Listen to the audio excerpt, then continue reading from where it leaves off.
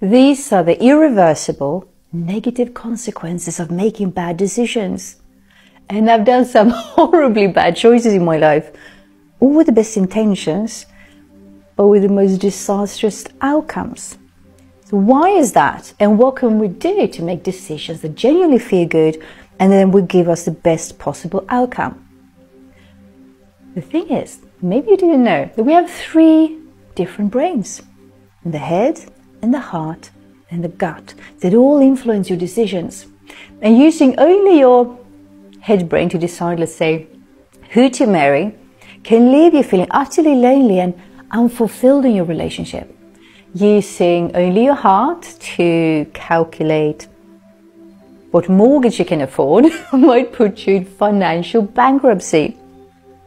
And listening to your rational head brain over your gut feeling that says to not trust a certain individual to be alone with your children, that can prove to cause irreversible trauma for them should the individual prove to be a pedophile. So imagine you're at a crossroads, you're unsure of which path to take. Your head tells you one thing, your heart another, your gut yet another, and you feel confused, stressed, lost. How to know which voice to listen to? But what if I told you that there is a way to actually harmonize all these conflicting voices and make better decisions? In this video, we're going to explore the science behind the head, the heart, and the gut brains, and reveal how and when to use them effectively to avoid the consequences, the horrible consequences of really poor decision making. But more so, how to be able to harmonize them.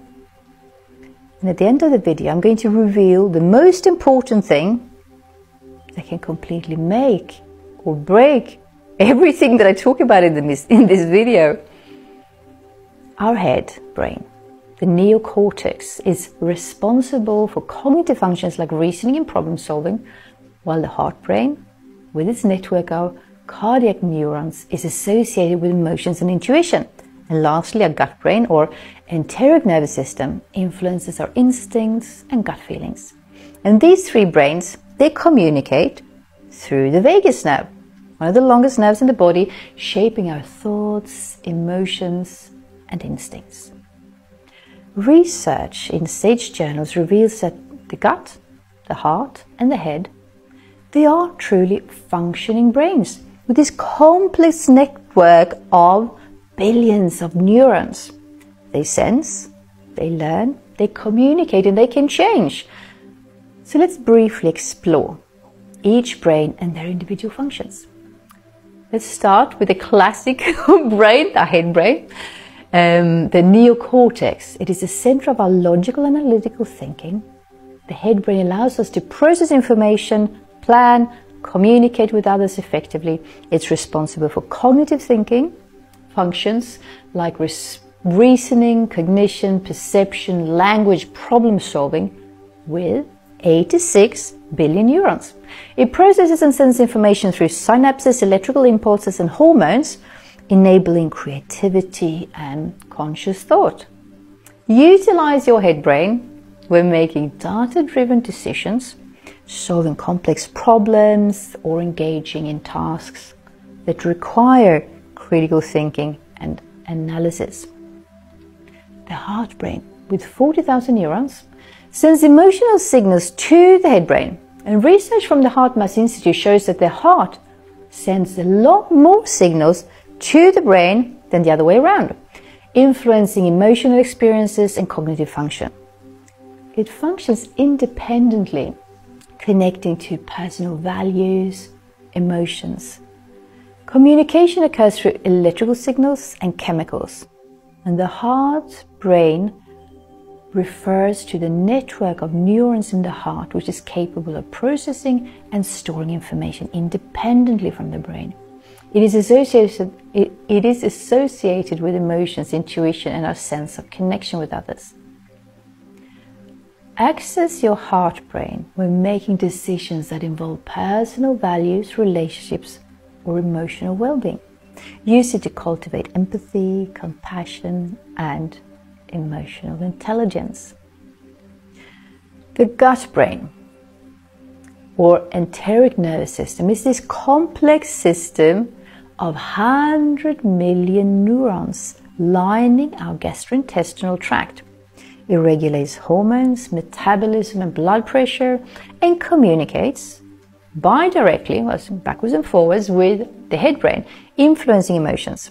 And nearly 95% of the body's serotonin, known as the feel-good and sleep-well hormone, is found in the gut. It is often referred to as the second brain due to its ability to function completely independent from the nervous system, the central nervous system.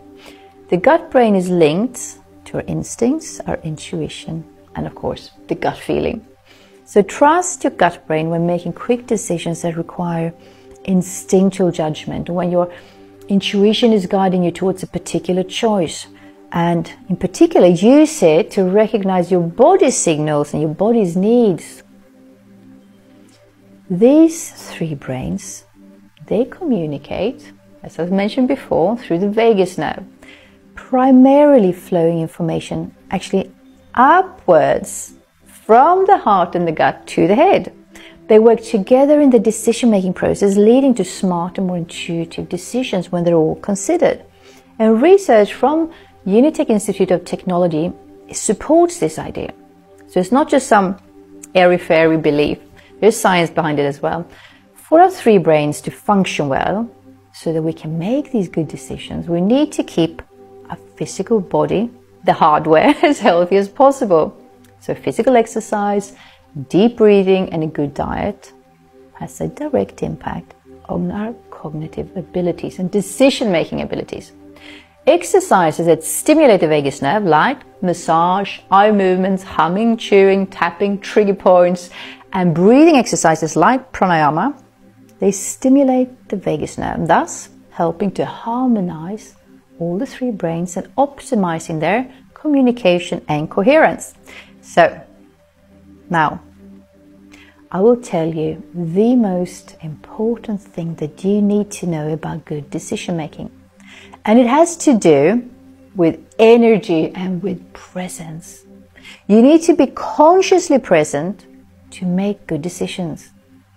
The reason I'm telling you this is because if your point of departure is tinted by ego, anchored in fear, a sense of lack and scarcity, scared of missing out or of the consequences, you will most likely make a really bad decision that you then will regret. And if you're triggered in effect with this narrative running in your head, you're probably going to suffer the consequences of making a bad decision that is not rooted in your governing values. When you're not authentic, when you're stressed out, when you're anxious, you can easily fool yourself thinking that it's your rational brain, your heart, or your gut speaking to you, whilst in reality, it's just a little devil on your shoulder.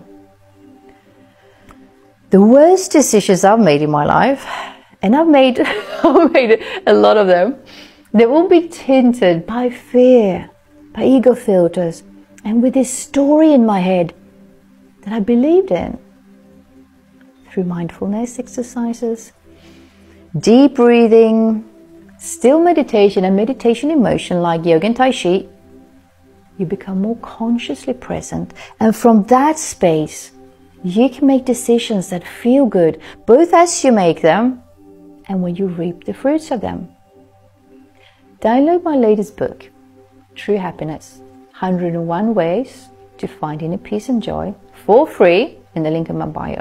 And the reason why I'm recommending you read it is to give you the tools and the insights so that you can move from your inner peace, love, happiness, and then you make your decisions from that space. You're going to notice these beautiful transformational shifts when you do that. Thanks for watching. Lots of love.